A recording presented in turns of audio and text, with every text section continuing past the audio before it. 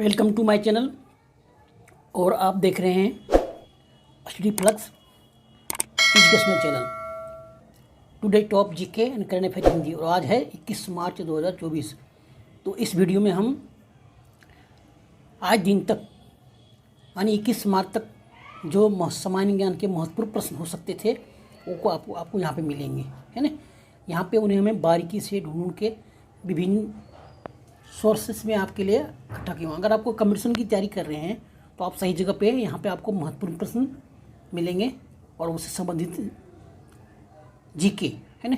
और वीडियो के अंत में कल यानी 20 मार्च से संबंधित जितने भी सामान्य ज्ञान करंट अफेयर के प्रश्न थे उसको एक बार फिर से हम रिवीजन करेंगे, है ना। तो हम ज़्यादा समय नहीं लेते हुए चलते वीडियो पे उन प्रश्नों को देखते हैं और उनसे रिलेटेड जीके को बारे में जानने की कोशिश करते हैं, ठीक है। करंट अफेयर जीके इन हिंदी, टुडे टॉप जीके, ठीक है। पहला प्रश्न है, स्टार्टअप महाकुंभ का आयोजन कहाँ किया जा रहा है ना। स्टार्टअप महाकुंभ का आयोजन कहाँ किया जा रहा है? तो आपका सही जवाब क्या होगा? स्टार्टअप महाकुंभ का आयोजन सही जवाब होगा नई दिल्ली यानी सी, है ना। स्टार्टअप महाकुंभ का आयोजन नई दिल्ली में किया जा रहा है।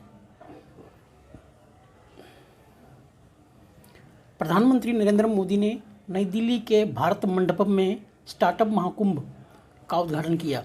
इस अवसर पर उन्होंने प्रदर्शनी का अवलोकन भी किया। इस अवसर पर पीएम मोदी ने कहा कि भारत 1.2 लाख स्टार्टअप के साथ तीसरा सबसे बड़ा स्टार्टअप इकोसिस्टम है जिसमें 12 लाख युवा शामिल है, ठीक है। यानी हमारे देश में युवा का महत्वपूर्ण योगदान है, ठीक है। आगे बढ़ते हैं। अगला पॉइंट है, रूस में भारत के नए राजदूत के रूप में किसे नियुक्त किया गया? रूस में भारत के नए राजदूत के रूप में किसे नियुक्त किया गया? तो सही जवाब क्या है आपका? पहले विनय कुमार, यानी ये हैं विनय कुमार। इन्हें रूस में भारत के अगला राजदूत के रूप में नियुक्त किया गया। इसके पहले वो कहाँ से, सारे डिटेल जान लेंगे। पहले विदेश मंत्रालय ने देश के वरिष्ठ राजनयिक विनय कुमार को रूस में भारत का अगला राजदूत नियुक्त किया है। विनय कुमार वर्तमान में म्यांमार में भारत के राजदूत के पद पर कार्यरत हैं। विनय कुमार 1992 बैच के IFS अधिकारी हैं। रक्षा के क्षेत्र में भारत का रूस के साथ दीर्घकालिक और व्यापक सहयोग है। भारत सर्वाधिक हथियारों का आयात रूस से ही करता है, ठीक है। अगला पॉइंट है, वर्ल्ड हैप्पीनेस डे रिपोर्ट।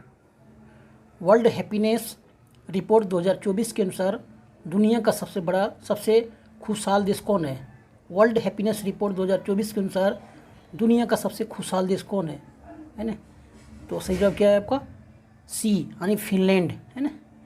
दुनिया का सबसे खुशहाल देश है फिनलैंड।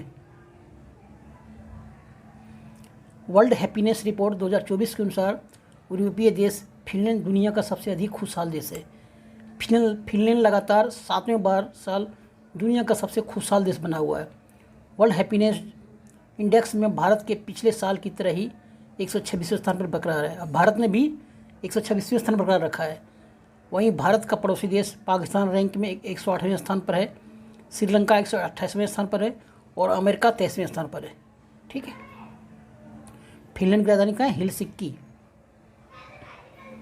अगला पॉइंट है, हाल ही में खाद्य और प्रसंस्करण उद्योग मंत्रालय का अतिरिक्त प्रभार किसे दिया गया है? हाल में खाद्य और प्रसंस्करण उद्योग मंत्रालय का अतिरिक्त प्रभार किसे दिया गया है? तो सही जवाब क्या आपका है? डी, किरण रिजिजू, है ना। किरण रिजिजू कौन है? विज्ञान मंत्री भी है, ठीक है। केंद्रीय मंत्रिपरिषद से पशुपति कुमार पारस के इस्तीफे के बाद केंद्रीय मंत्री किरण रिजिजू को खाद्य और प्रसंस्करण उद्योग मंत्रालय का अतिरिक्त प्रभार सौंपा गया है। राष्ट्रपति द्रौपदी मुर्मू ने पृथ्वी और विज्ञान मंत्रालय के अपने मौजूदा पोर्टफोलियो के अलावा रिजिजू को खाद्य प्रसंस्करण उद्योग मंत्रालय का प्रभार सौंपा है, ठीक है। अगला पॉइंट है, इसरो ने गगनयान क्रू की सहायता के लिए कौन सा ऐप लॉन्च किया है? इसरो ने गगनयान क्रू की सहायता के लिए कौन सा ऐप लॉन्च किया है? तो सही जवाब आपको चुनना है। सही जवाब होगा यहाँ पे सखी ऐप, है ना। ये सखी ऐप, है ना। तिरुवनंतपुरम में थुम्बा में स्थित विक्रम साराभाई अंतरिक्ष केंद्र ने गगनयान क्रू की सहायता के लिए एक बहुउद्देशीय ऐप सखी लॉन्च किया है। यह ऐप अंतरिक्ष यात्रियों के स्वास्थ्य और पृथ्वी पर इसरो के साथ संचार बनाए रखने में मदद करेगा। इसरो साल 2025 में गगनयान मानव मिशन को लॉन्च कर सकता है। ठीक है, अगला पॉइंट है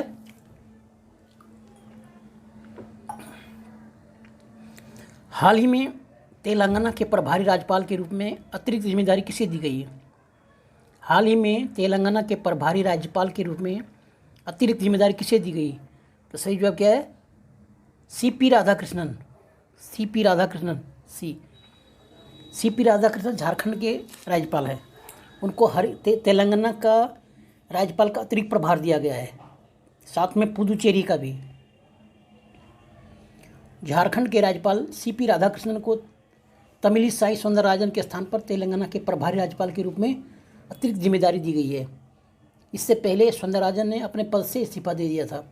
वह पुदुचेरी के उपराज्यपाल की अतिरिक्त जिम्मेदारी भी संभाल रही थी, तो इन्हें भी दोनों संभालनी पड़ेगी। ठीक है, अगला पॉइंट है इंटरनेशनल डे ऑफ हैप्पीनेस प्रतिवर्ष कब मनाया जाता है? इंटरनेशनल डे ऑफ हैप्पीनेस प्रतिवर्ष कब मनाया जाता है? तो ये प्रतिवर्ष 20 मार्च को मनाया जाता है ना। सी 20 मार्च को। ठीक है, इंटरनेशनल डे ऑफ हैप्पीनेस अंतर्राष्ट्रीय प्रसन्नता दिवस संयुक्त राष्ट्र द्वारा प्रतिवर्ष 20 मार्च को आयोजित किए जाते हैं। यह एक ग्लोबल इवेंट है।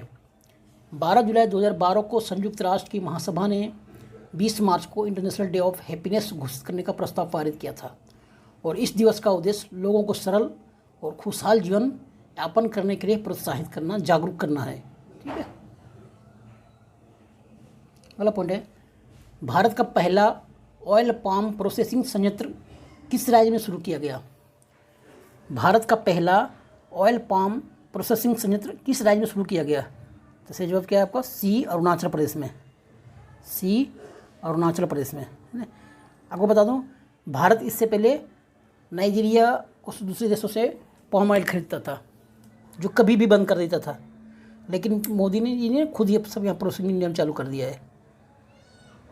अगला पॉइंट है हाल ही में नेपाल सरकार ने आधिकारिक तौर पर देश की पर्यटन राजधानी किसे घोषित किया है? हाल ही में नेपाल सरकार ने आधिकारिक तौर पर देश की पर्यटन राजधानी के तौर पर किसे घोषित किया है? तो इससे जवाब क्या होगा आपका? डी, पोखरा, है ना।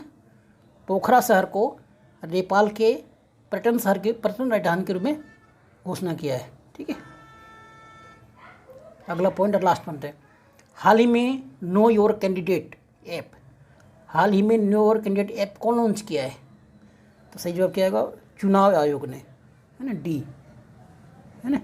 नो योर कैंडिडेट ऐप चुनाव आयोग ने लॉन्च किया है। ठीक है दोस्तों, अब हम कल का 20 तारीख के जो करंट अफेयर्स थे उसको हम रिवीजन एक बार फिर से करेंगे।